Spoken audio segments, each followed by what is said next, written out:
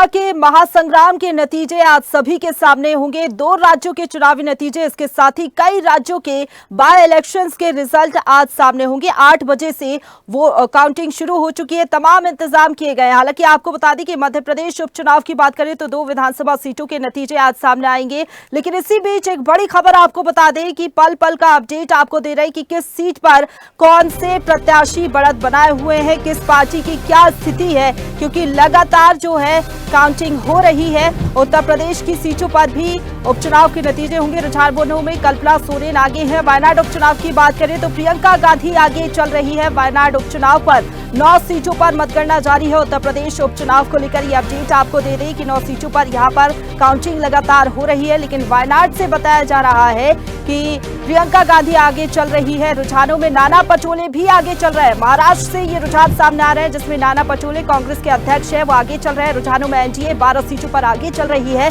झारखंड के रुझान आना शुरू हो चुके हैं। इंडिया गठबंधन की बात करें तो 6 सीटों पर झारखंड में आगे इंडिया गठबंधन चल रहा है। एनडीए यानी कि बाजी मारते हुए यहां पर नजर आ रही है।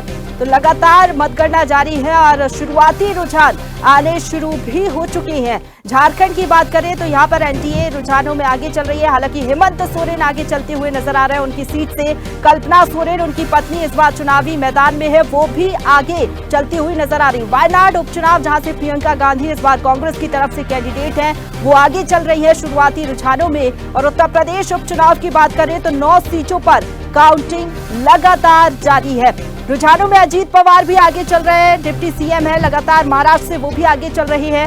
नाना पटोले जो कि कांग्रेस के प्रदेश अध्यक्ष हैं, वो भी रुझानों में फिलहाल आगे चल रही है। हालांकि झारखंड की बात करें तो एनडीए 12 सीटों पर आगे चल रही है। रुझानों में इंडिया गठबंधन 6 सीटों पर आगे है, यानी कि झारखंड में ओवरऑल एनडीए आगे बढ़ रही है। जिस तरीके से एग्जिट पोल में हमने देखा था कि झारखंड और महाराष्ट्र में जो एनडीए है उसको बढ़त मिली थी। महाराष्ट्र की बात करें तो रुझानों में एनडीए 6 सीटों पर अभी फिलहाल आगे चल रही है। महायुति की बात करें तो 36 सीटों पर आगे, यानी कि ये जो आंकड़ा है महाराष्ट्र में महायुति का काफी ज्यादा आगे है। 36 सीटों पर चल रही है महाराष्ट्र में। एनडीए थोड़ा पिछड़ी हुई है महायुति से। झारखंड की बात करें तो यहां पर भी एनडीए को बढ़त मिलती हुई नजर आ रही है शुरुआती रुझान में। महाराष्ट्र में 288 सीटों पर नतीजे आज सामने आएंगे। झारखंड में 81 सीटों पर नतीजे सामने आएंगे। और किस तरीके से मध्य प्रदेश में नतीजे सामने आएंगे इसको समझने की कोशिश करते हैं। हमारे साथ news eight digital Anirudh Sonu ने लाइव जुड़ गए हैं। एक बार फिर से अनिरुद्ध, बुधनी में इस बार कांग्रेस को उम्मीद है कि शिवराज सिंह चौहान यहां पर नहीं है तो कुछ कमाल करके दिखाएगी, लेकिन दूसरी तरफ बीजेपी भी अपने दावे करी। क्या लग रहा है बुधनी जो कि बीजेपी की परंपरागत सीट है, दूसरी तरफ विजयपुर में भी आज नतीजे सामने आएंगे, कब तक स्थिति क्लियर हो जाएगी और क्या कुछ वापस तैयारियां हैं?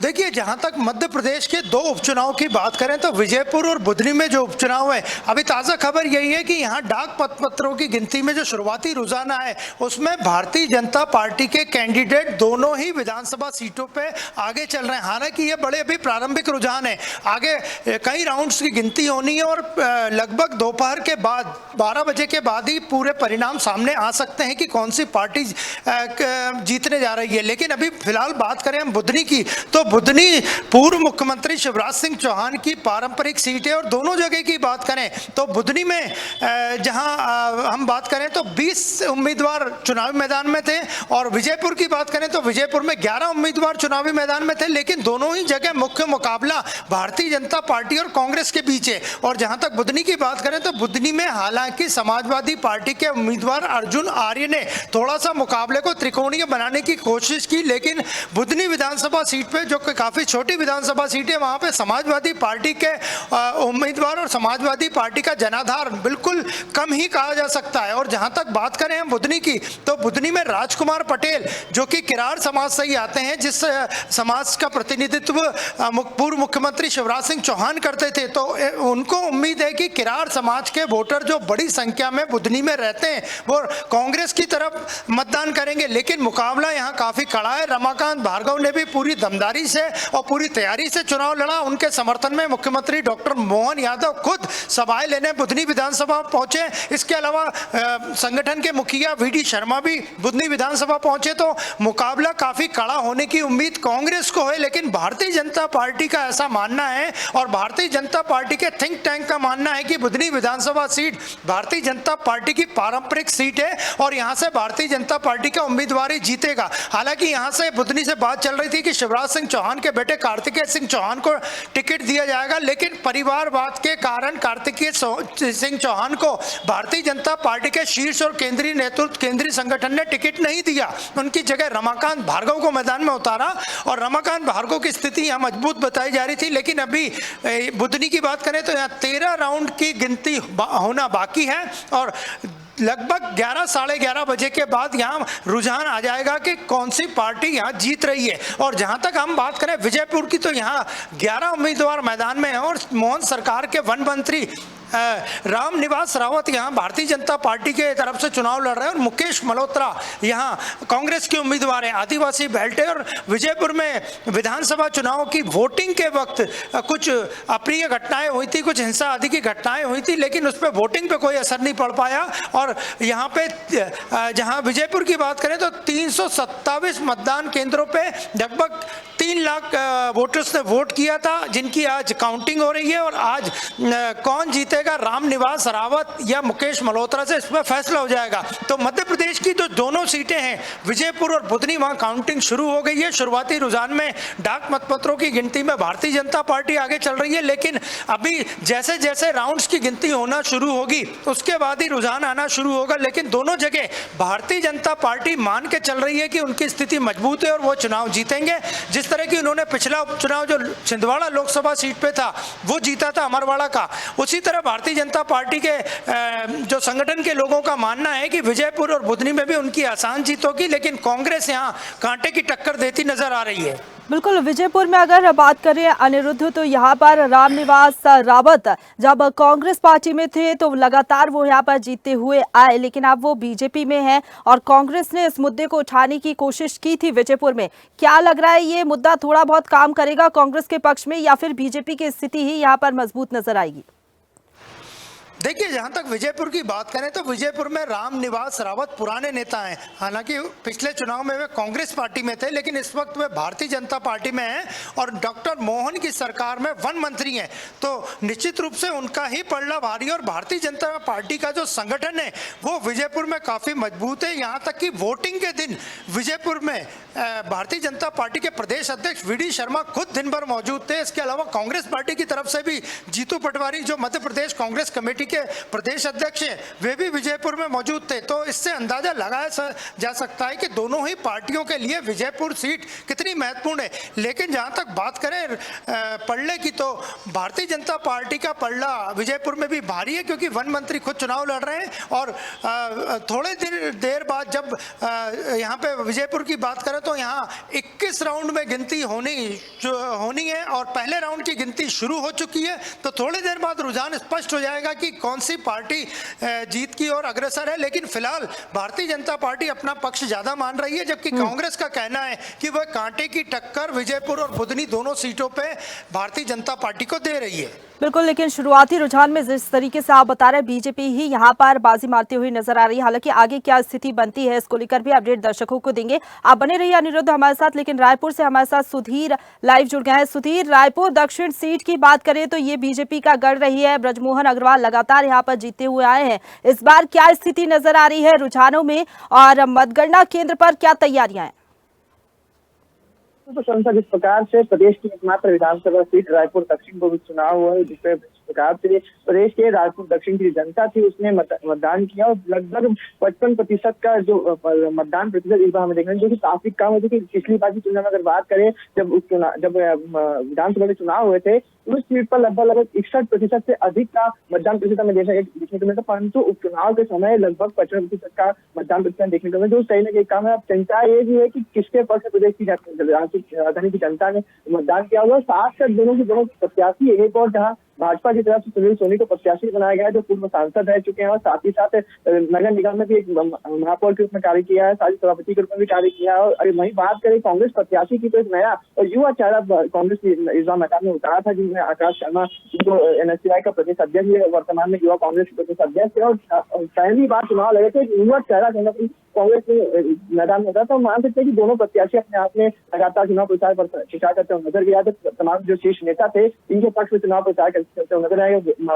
राजधानी की जनता से कहीं ना कहीं मतदान करने का करते हुए नजर आए। तो साथ ही साथ अगर बात करें आज के मतगणना की, तो अभी वर्तमान में डाक मतपत्र की गिनती हो रही है, और साथ ही साथ लगभग 10 साढ़े 10 के बाद कहीं ना कहीं तस्वीर साफ है कि इस बार रायपुर दक्षिण में जो लगातार भाजपा बढ़ रहा है, उसको किस प्रकार से भाजपा बचा पाती है, जिस प्रकार से मतदान प्रतिशत लगातार सामने आएंगे। और साथ ही साथ वर्तमान में अब लगभग 264 डाक मतपत्र है, उनकी गिनती लगातार शुरू हो चुकी है। लगभग सुबह 8 बजे से ही डाक मतपत्र की गिनती शुरू हो चुकी है, और अब इसकी थोड़ी देर बाद ही जो मतगणना है वो शुरू हो जाती है। और तस्वीर है वो कहने तो धीरे धीरे साफ नजर आएगी कि इस बार रायपुर दक्षिण में जो भाजपा का लगातार जो एक लंबे समय से बिगड़ रहा है, क्या भाजपा एक बार फिर से उस सीट पर काबिज हो पाती है, या इस बार जिस प्रकार से कांग्रेस लगातार युवा चेहरे की बात करी थी, युवा कहीं ना कहीं सीट पर उतारने की बात करी थी, उसको कहीं ना कहीं फायदा होता है या नहीं। अब देखना चाहते कि जिस प्रकार से अब लगभग 10 साढ़े 10 के बाद तस्वीर इस तरीके से साफ हो जाएगी कि इस बार रायपुर दक्षिण में कौन इस बार वापस से आ रहा है।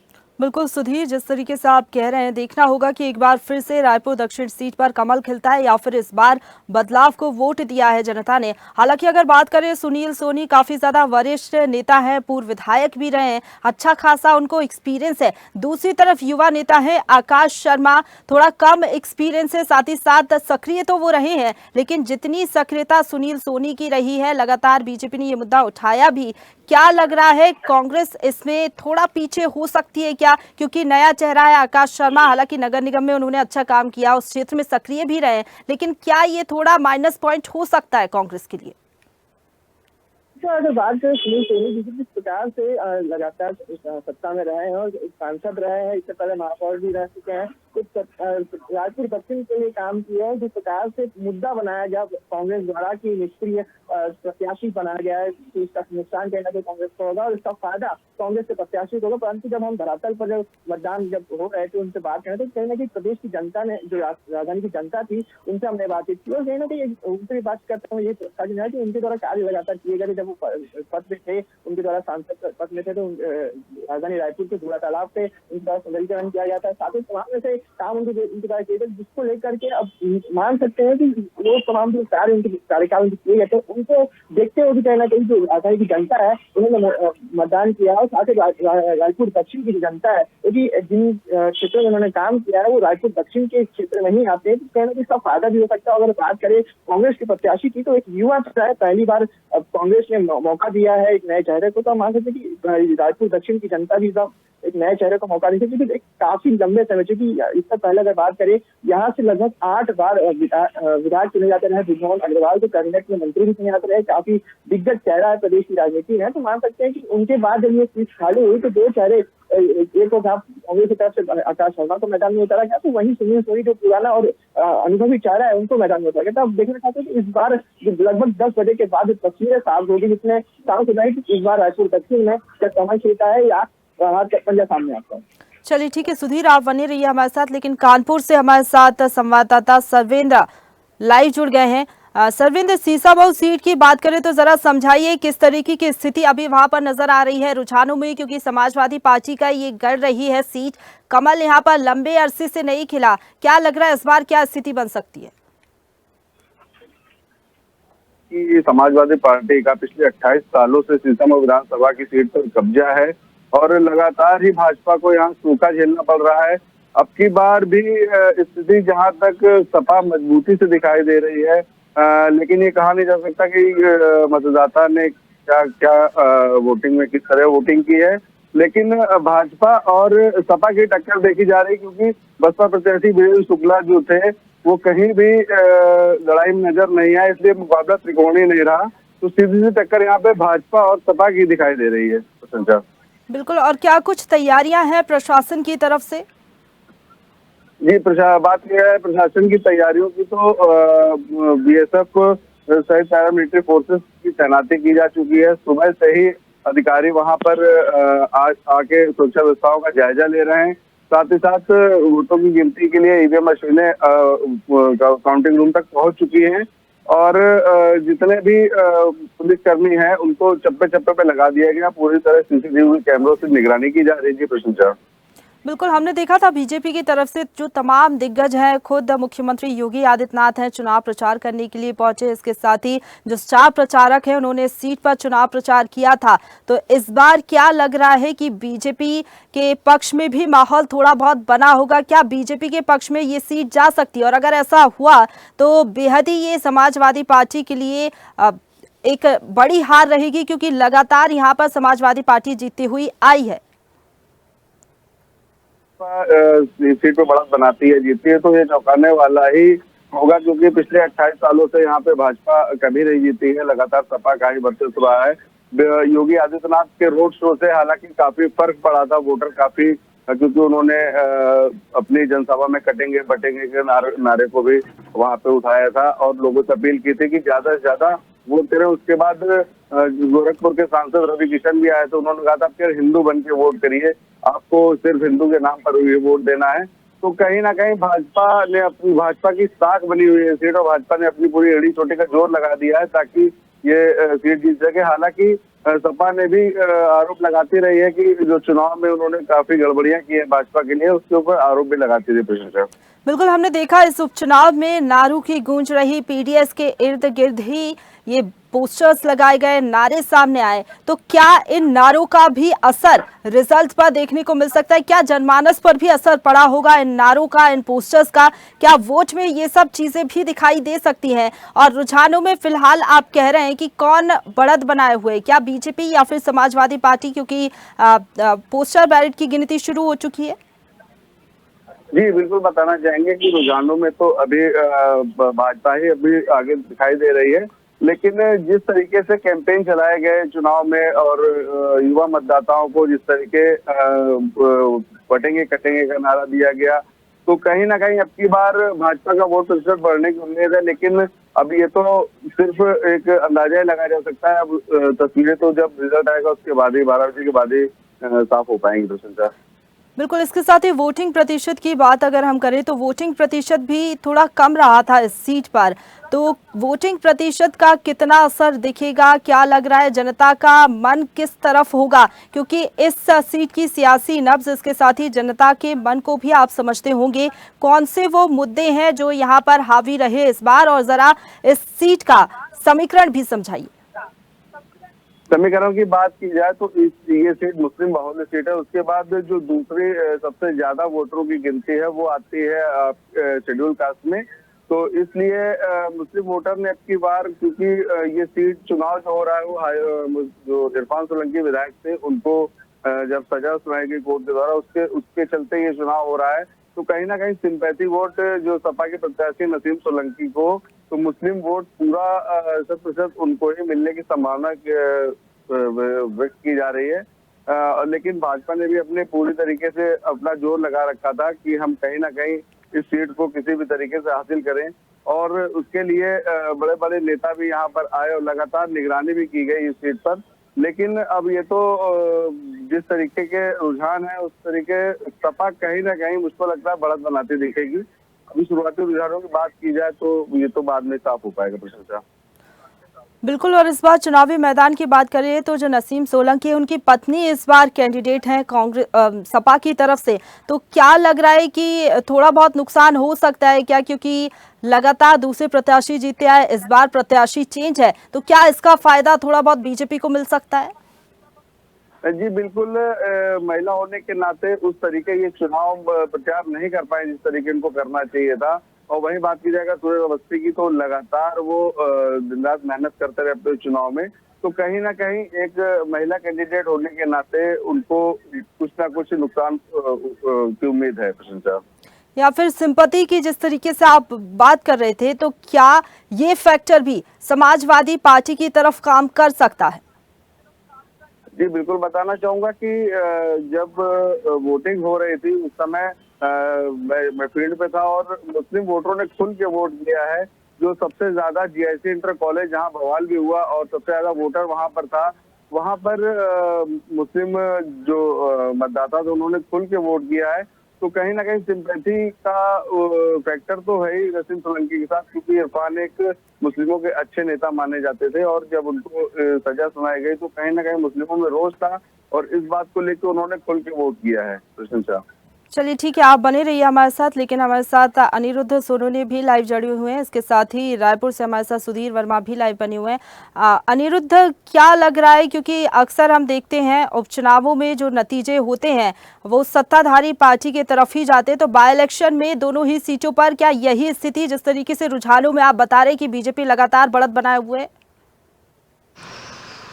जी बिल्कुल, विजयपुर और बुधनी की बात करें तो रुझानों में भारतीय जनता पार्टी ही आगे चल रही है। हालांकि ये बड़े प्रारंभिक रुझान है, आगे एक आध घंटे बाद क्लियर हो पाएगा कि जितने राउंड की गिनती है उसमें कितने राउंड में भारतीय जनता पार्टी आगे चल रही है या कांग्रेस पार्टी आगे चल रही है। और चलिए ठीक है अनिरुद्ध, आगे भी आपसे अपडेट लेते रहेंगे कि किस तरीके से रुझानों में कौन सी पार्टी आगे बढ़ रही है, कौन से प्रत्याशी ने बढ़त बनाई है। फिलहाल बहुत शुक्रिया आपका हमारे साथ जुड़ने के लिए। इसके साथ ही और भी संवाददाता हमारे साथ जुड़े, तो आपका भी बहुत धन्यवाद।